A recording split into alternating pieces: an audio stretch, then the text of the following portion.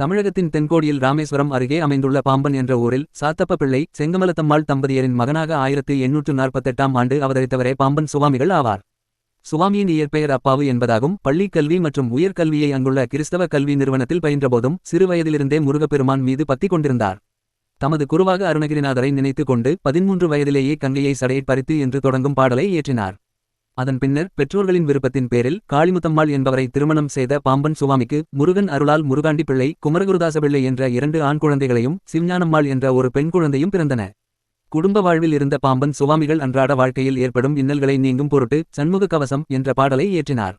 அதையடுத்து தனது பிள்ளைகளுக்கு மணமுடித்து முழுமையான ஆன்மீகத்தில் ஈடுபட்டு முருகப்பெருமானின் புகழை மொத்தம் 6666 பாடல்களில் இயற்றியுள்ளார். இவைகள் 6 மண்டலங்களாக தொகுக்கப்பட்டுள்ளன.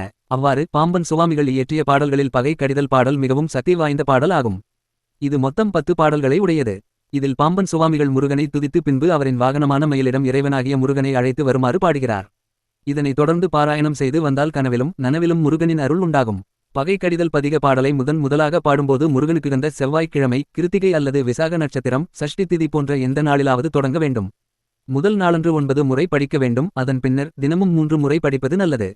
வீட்டில் 2 குத்து விளக்குகள் ஏற்றி பாராயணம் செய்து வர கனவில் முருகனின் வாகனமான மயில் தோன்றும்.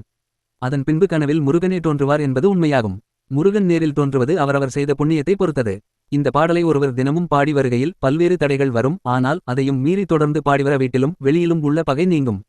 தீவினைகள், எதிரிகள் தொல்லை, எத்தகைய திருஷ்டி தோஷங்களாக இருந்தாலும் அவையனைத்தும் இருந்த இடம் தெரியாமல் நீங்கும்.